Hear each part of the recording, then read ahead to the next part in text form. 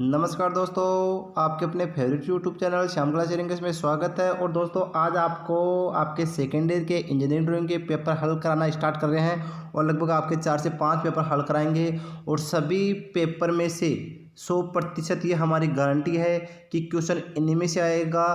तो आप आज से तैयारी करना स्टार्ट कर देना दोस्तों। अब इस चैनल के माध्यम से हम सेकेंड ईयर के ही नहीं बल्कि आपको फर्स्ट ईयर के पेपर भी हल कराएंगे, चाहे वह आपके अभी देखो हाल फिलहाल आपकी इंजीनियरिंग ड्राइंग की एग्ज़ाम है तो उसी के पेपर हल करा रहे हैं। आगे जब आपकी एग्ज़ाम होगी तो उसमें आपके थ्योरी के, मैथ के और ईएस के सभी के पेपर हल कराएंगे। तो आपकी एग्ज़ाम को मद्देनज़र रखते हुए हमने मॉडल पेपर स्टार्ट कर दिया हल कराना। अब दोस्तों आप ये हमारी 100% गारंटी है कि इन पेपरों के अलावा एक भी क्वेश्चन बाहर आ जाए तो हमें आप बोल देना। तो आप सभी को धनतेरस की हार्दिक शुभकामनाएं। बाबा श्याम का साथ तुम्हारे साथ है। अब बाबा की कृपा से आप अच्छे से तैयारी करो और सब कुछ अच्छा होगा। तो आज आपको कराएंगे मॉडल पेपर फर्स्ट और वो भी क्या है, इंजीनियरिंग ड्राइंग का। सभी इलेक्ट्रिशियन ग्रुप हो या आपके आईटीआई कैसा ग्रुप हो, सभी में ये शेयर करना क्योंकि अधिक से अधिक बच्चों को ये क्लास मिले जिससे कि आगे उन्हें एग्जाम में किसी प्रकार की दुविधा न हो, क्योंकि उन्हें हर सुविधा मिले जिससे उनको ये प्रॉफिट मिले और एग्जाम में किसी प्रकार की दिक्कत ना आए। तो दोस्तों वीडियो को लास्ट तक जरूर देखना और अच्छे से देखना जिससे आपको किसी क्वेश्चन में कंफ्यूजन ना हो, आसानी से हर क्वेश्चन हल कर सकते हो आप। अतः अगर वीडियो आपको अच्छा लगे तो इसको लाइक करना, अपने दोस्तों के साथ शेयर करना।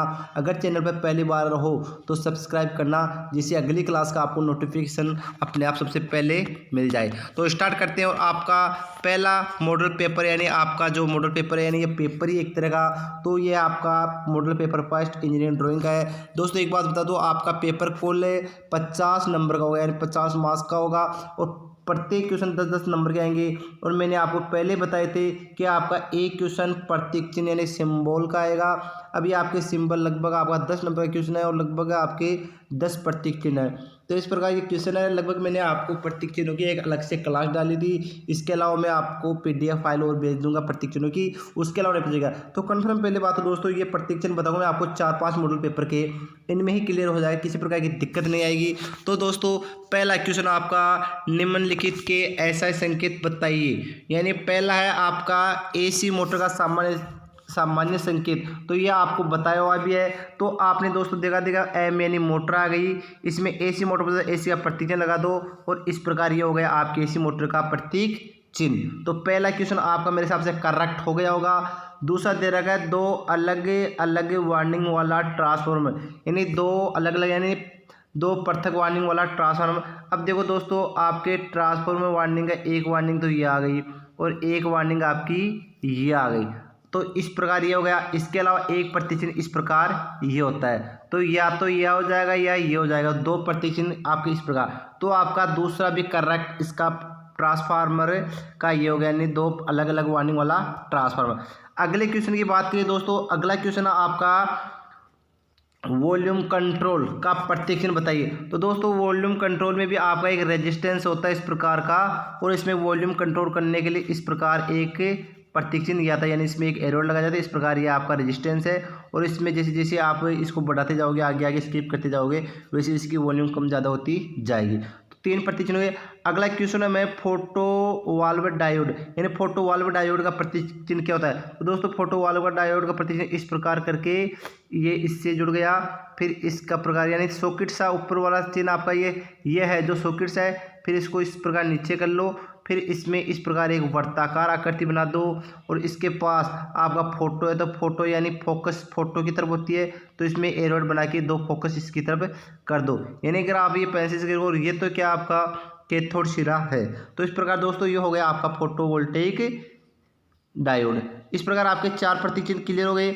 अगले बात करो, अगला चिन्ह है आपका सिलिकॉन कंट्रोल रेक्टिफायर, यानी सिलिकॉन कंट्रोल रेक्टिफायर क्या होता है, लगभग 100 एम्पियर की एसी को डीसी में चेंज करने वाली एक युक्ति होती है, जिसमें क्या होता है, एक पहले तो एक डायोड की तरह आकृति बनाओ। तो डायोड की तरह आकृति बनाने के बाद में क्या करते हैं, ये होगा डायोड की तरह आकृति। अब इसमें एक ये बिंदु लेते हैं, इसे बोलते हैं गेट, यहाँ से ये लेते हैं, इसे बोलते हैं गेट। और आपका ये सिरा इसको बोलते हैं कैथोड। और आपका जो ये सिरा बच गया इधर वाला इसे बोलते हैं एनोड। और फिर इस पर एक वर्ताकार आकृति ये बना दो। तो ये हो गया आपका सिलिकॉन कंट्रोल रेक्टिफायर का प्रतीक चिन्ह। तो इस प्रकार आपके 5 प्रतीक चिन्ह क्लियर हो चुके हैं, यानी लगभग 5 नंबर पक चुके हैं। जिस दोस्त को अगर प्रतीक चिन्ह आते हैं तो उनका मानो एक क्वेश्चन कन्फर्म सही हो जाएगा। अगला क्वेश्चन आपका लाउड स्पीकर। तो दोस्तों लाउड स्पीकर के लिए एक ही पहले इस प्रकार की छोटी आकृति बनाओ, इसके बाद में इस प्रकार थोड़ी बड़ी आकृति बना लो। तो ये लगभग आपने देखा भी होगा और पढ़ा भी होगा। तो लाउड स्पीकर का प्रतीक सामान्य ये होता है। तो इस प्रकार आपके लगभग 6 प्रतीक चिन्ह क्लियर हो चुके हैं। आगे बात करें दोस्तों, अगला क्वेश्चन आपका फ्रीक्वेंसी मॉड्यूलेशन, यानी फ्रीक्वेंसी मॉड्यूलेशन का प्रतीक होता है एक सीधी क्षैतिज रेखा खींच लो, फिर इसके ऊपर इस प्रकार एक ऊर्ध्वाधर रेखा क्या इस प्रकार ये खाना बना दो। इस प्रकार ये हो गया। इतना होने के बाद में इसमें बस एक एरोड लगा के, और लगभग ये एरोड दोस्तों इनके बराबर ही होना चाहिए। एक बार दोबारा से देख लो, इस प्रकार ये आ गया, इस प्रकार ये आ गया और इस प्रकार ये आ गया। इतना हो गया। इतना होने के बाद इसके बराबर ये आ जाएगा और लगभग ये आएगा तो इसके बराबर इस प्रकार रहेगा। तो ये एरोड बना के ये बना देना। तो इस प्रकार आपका ये फ्रीक्वेंसी मॉड्यूलेशन का प्रतीक चिन्ह ये हो गया। यानी कुल मिला के आपके 7 प्रतीक चिन्ह क्लियर हो चुके हैं। अगला क्वेश्चन आपका बंजर। अब दोस्तों आपको बताया होगा बंजर का और एक विद्युत घंटे का। देखो ये पूछ रहा आपको बंजर का। तो बंजर का आता है इस प्रकार करके, यानी घंटी का उल्टा आता है बंजर का। तो ये तो हो गया आपकी घंटी का, यानी ये तो है क्या बंजर का, सॉरी। देखो इस प्रकार करके, इस प्रकार करके ये तो हो गया बंजर का। अगर ये आपको घंटी का पूछे तो घंटी का प्रतीक चिन्ह ये आता है। तो इनमें कन्फ्यूज मत होना। ये हो गया आपका बंजर का और ये हो गया आपकी विद्युत घंटी। ये क्या हो गया आपका विद्युत घंटी का प्रतीक चिन्ह। आगे बात करें दोस्तों, अगला आपका प्रतीक चिन्ह है पृथक उत्तेजित जनित्र। क्या है? पृथक उत्तेजित जनित्र। तो पृथक उत्तेजित जनित्र जी की यानी जनरेटर, जनरेटर का नाम होता है जी लिख दो। और फिर आपको पृथक उत्तेजित पूछ रहा है, यानी अलग से उत्तेजित किया जाता है, तो उसके लिए एक अलग से वार्निंग इधर और बना दो। तो ये हो गया आपका पृथक उत्तेजित जनित्र। आगे लास्ट का प्रतीक चिन्ह आपका ऑटो ट्रांसफॉर्म। ऑटो ट्रांसफॉर्म क्या होता है? जिसमें केवल एक ही वार्निंग होती है उसे बोलते हैं ऑटो ट्रांसफॉर्म। तो ऑटो ट्रांसफॉर्म के लिए इस प्रकार का आपको ट्रांसफॉर्म है, इसको थोड़ा ऊपर करना, फिर इसमें से एक कॉमन सिरा ले लेना। तो एक तो ये हो गया। इसके अलावा आपको पूछे तो इसका एक और प्रतीक चिन्ह याद रख लेना। ये साधारण है, एक वर्ताकार आकृति करके थोड़ा सा इस प्रकार निकालो। तो ये भी क्या आपके ऑटो ट्रांसफॉर्म है, सब प्रेरण ट्रांसफॉर्म का प्रतीक चिन्ह है। तो इस प्रकार आपके लगभग 10 प्रतीक चिन्ह क्लियर हो। और पहला क्वेश्चन क्लियर हो चुका दोस्तों। अगले क्वेश्चन की बात करूं मैं दोस्तों, तो आपका अगला क्वेश्चन आ रहा है ट्रांसफार्मर में प्रयुक्त होने वाली सिलिका जेल बियर का सेक्शन डायग्राम बनाइए। तो दोस्तों ये काफ़ी अच्छा क्वेश्चन है, एग्जाम में पूछने की कन्फर्म है। तो दोस्तों इसका आपको लगभग ट्रांसफार्मर की क्लास में देख लेना, वहाँ पर अच्छी से समझाया हुआ है। इसके अलावा मैं अभी और बता रहा हूँ। देखो अभी बनाने में टाइम लगेगा, लेकिन मैं आपके लिए डायग्राम ले गया हूँ, डायग्राम देख लेना। तो ये तो आपका पेपर है ही। तो इसके बाद बात करूँ, ये आपके अभी मैंने आपको ये सभी मोड अभी प्रतीक चिन्ह बताई। तो आप एक बार प्रतीक चिन्ह बनाना। मोटर का इस प्रकार था और आपके 2 पृथक वाले ट्रांसफार्मर का प्रतीक चिन्ह इस प्रकार था। ये वॉल्यूम कंट्रोल आ गया, ये फोटोवोल्टेइक सेल आ गया, ये आपका सिलिकॉन कंट्रोल रेक्टिफायर, ये आपका स्पीकर, कौन सा स्पीकर था ये दोस्तों आपका जो होता, और ये फ्रीक्वेंसी मॉड्यूलेशन, बंजर, पृथक उत्तेजित वो जनरेटर, और ये आपका सब परिणाम मित्र ऑटो ट्रांसफार्मर। ये क्लियर हो गया। इसके बाद में आपके अभी हम बात कर रहे हैं, आपका कौन सा क्वेश्चन बताया था, इन्हें ट्रांसफार्मर में प्रयुक्त होने वाली सिलिका जेल का। तो ट्रांसफार्मर में प्रयुक्त होने वाली सिलिका जेल के लिए इस प्रकार का डायग्राम बनेगा दोस्तों। तो इसमें देख लो, पहले ये ऊपर वाला भाग किस प्रकार बनाएंगे आप लोग, यानी ये ऊपर वाला भाग इस प्रकार बनाना, फिर इन भागों के इस प्रकार ये नाम लिख देना। तो दोस्तों ये डिटेल से लिखना, धीरे धीरे देखो। आगे इसमें टॉप कवर आ गया, वायर नेट आ गई, इसके अलावा ये आपकी टिन सीट ये आ गई, फिर गेट कोर आ गए। यानी कुल मिला के इस प्रकार का आपको डायग्राम है, यानी ये सिलिका जेल ब्रीदर का ये प्रतीक चिन्ह है। इसमें कौन कौन सी चीज़ क्या आ रही है ये। इसके अलावा दोस्तों इस क्लास में तो आप ये देख लो, और आगे मैं आपके पास एक PDF फाइल और भेज दूंगा, यहाँ पर डिस्क्रिप्शन में जाके देख लेना आराम से, कोई दिक्कत नहीं है। तो आपके नीचे देख लेना, वहाँ पर मैं आपकी इस पूरे पेपर की मॉडल पेपर की पूरी PDF और शेयर कर दूंगा, जिससे बच्चों को किसी प्रकार की दिक्कत नहीं है। तो आप आसानी से इसका स्क्रीनशॉट ले लेना और आसानी से इसकी स्क्रीनशॉट लेके और आराम से बना लेना। तो ये हो गई आपकी क्या हो गया ट्रांसफर में प्रयुक्त होने वाली सिलिका जेल। तो आराम से स्क्रीनशॉट लो, एक दो बार अभ्यास करो, किसी प्रकार की दिक्कत नहीं आएगी दोस्तों। तो आगे क्वेश्चन की बात करें, अगला क्वेश्चन आपका एक high pressure sodium vapour lamp choke व इग्निटर सर्किट डायग्राम बनाइए। तो ये मैंने आपको लैंप वाला लेसन हल कराया था, तो वहाँ पर भी क्वेश्चन बताया दोस्तों।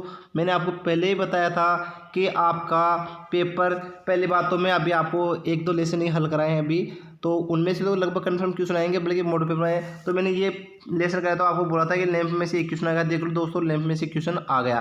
तो ये आपका high pressure sodium vapour lamp है। तो आपका high pressure sodium vapour lamp का डायग्राम देखिए दोस्तों। तो ये आपका हाई सोडियम वेपर लैंप का डायग्राम। तो दोस्तों ये तो मेरे हिसाब से आपको किसी प्रकार एक छोटा सा स्क्रीनशॉट ले लो, आराम से बनाओ, देख लो दोस्तों। तो यह आपका इसमें आपको बता रहा है कि एक सोडियम वेपर लैंप में चौक व इंडिकेटर सर्किट सहित, तो इसमें आपके सभी लगाए हुए हैं। तो आपका ये बेस आ गया, ये इलेक्ट्रोड आ गया, ये आर्क ट्यूब आ गई, ये सोडियम वेपर आ गई, और ये हाई प्रेशर वेपर लैंप, यानी ये आपका ये लैंप है। तो इसका एक दो बार अभ्यास करना, किसी प्रकार की दिक्कत नहीं है। काफ़ी अच्छा क्वेश्चन दोस्तों, एग्जाम में पूछने के लगभग इस क्वेश्चन की 100% गारंटी है। तो लगभग 100% क्या, आप तो लगभग अभ्यास करो, लगभग आपके 15-20 क्वेश्चन हो जाएंगे, उनमें से एक भी बाहर नहीं जाएगा दोस्तों। अगला क्वेश्चन है दोस्तों आपका चौथा नंबर क्वेश्चन, एक बार देखो। और आपका चौथा नंबर क्वेश्चन है दोस्तों, एक फीडबैक श्रेणी रेगुलेटर का सर्किट डायग्राम बनाइए। यानी एक फीडबैक श्रेणी रेगुलेटर का सर्किट डायग्राम किस प्रकार बनाएंगे दोस्तों। तो इसका देखो 4 नंबर क्वेश्चन है। तो 4 नंबर क्वेश्चन आप अभी बताते हैं दोस्तों। ये आपका एक फीडबैक श्रेणी रेगुलेटर सर्किट ब्रेकर। तो इसमें देख लो दोस्तों, ये आपका ट्रांजिस्टर वाले लेसन से है, यानी आपका इलेक्ट्रॉन से वाला लेसन इसमें है। तो इसमें आप किस प्रकार ये आपका पीएनपी ट्रांजिस्टर लगाया गया इसमें, और इसमें आपका ये तो पीएनपी ट्रांजिस्टर आ गया, और ये आपका ये भी वही आ गया। इसके अलावा इसमें आपका ये जेनर डायोड है। इसके अलावा 1 2 3 4 रजिस्टर लगाया गया है, एक आरएल सर्किट, एक वोल्ट मीटर, ये चीज़ें लगाए गए हैं। जो दोस्तों आप अच्छे से देख लो, एक दो बार अभ्यास करोगे तो आप आसानी से बना लोगे। तो इसमें आप आराम से कनेक्शन कर लेना। यानी आपके ये दो तो क्या हो गई, पीएनपी ट्रांजिस्टर का संयोजन कर लेना, फिर इसके आगे इनके समांतर में ये संयोजन करना, आगे इसके समांतर में ये आ गया, और इसके समांतर में वोल्ट मीटर आ गया। तो इस प्रकार करके अच्छे से एक दो बार अभ्यास करना दोस्तों, मेरे हिसाब से किसी प्रकार की दिक्कत नहीं आएगी। तो ये क्वेश्चन भी एग्जाम में आया हुआ है और आगे पूछे जाने की पूरी आशंका है। तो दोस्तों अभ्यास करना शुरू कर दो। भी आपके पास लगभग मेरे हिसाब से ज़्यादा नहीं, मात्र 10 दिन का टाइम बचा है। तो ज़्यादा से ज़्यादा तैयारी करो, और दीपावली की छुट्टी आई है 5-7 दिन रोज की, तो उसमें करो। तो अब आपका लास्ट क्वेश्चन और देखते थे, लास्ट क्वेश्चन क्या है दोस्तों। तो आपका लास्ट क्वेश्चन था एक ब्रश लेस अल्टरनेटर का एक्साइटर सहित सर्किट डायग्राम बनाइए। दोस्तों काफ़ी अच्छा क्वेश्चन है, एक बार रीडिंग और मार लो। एक ब्रश लेस अल्टरनेटर का एक्साइटर सर्किट सहित सर्किट डायग्राम बनाइए। तो देखो दोस्तों, ये कौन सा डायग्राम है, आराम से देखो, किसी प्रकार की दिक्कत नहीं है। तो यह है आपका एक ब्रश लेस अल्टरनेटर एक्साइटर सहित सर्किट डायग्राम।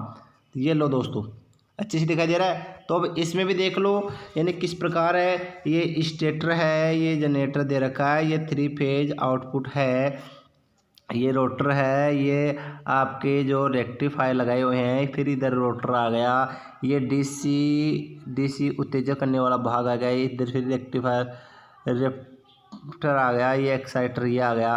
तो इस प्रकार ये आपके यहाँ पर ये रेक्टिफायर का है, यानी 3 फेज रेक्टिफायर का संयोजन किया गया है। तो दोस्तों एक दो बार अभ्यास करो और किसी प्रकार की दिक्कत नहीं आएगी, क्योंकि आपकी ये तो यहाँ पर तो 3 फेज आउटपुट के कनेक्शन ये आ गए।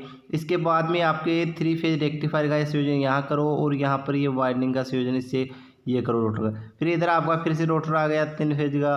तो इसके बाद ये डीसी उत्तेजक करने वाला भाग ये आ गया, सिंगल फेज का ये आ गया, यानी कुल मिला रोटेटिंग एलिमेंट ये है। तो इस प्रकार इस डायग्राम का एक दो बार अभ्यास करोगे तो किसी प्रकार की दिक्कत नहीं आएगी दोस्तों। और जो मैं ये क्वेश्चन हल कर रहा हूँ, ये एग्जाम में पूछे गए हैं सभी क्वेश्चन, और आगे पूछे जाने की गारंटी भी आप देख लेना। और जैसे ही आपका पेपर लगेगा, मैं हल करके बताऊंगा कि बताओ एक क्वेश्चन भी बाहर आएगा, क्योंकि लगभग बहुत बार एग्जाम में यही क्वेश्चन आ रहे हैं और आगे भी दोहराएंगे। तो दोस्तों आज के लिए बस इतना ही, बस आप हमारा सपोर्ट करते रहो, हम आगे भी आपको ऐसे पेपर अवेलेबल कराते रहेंगे।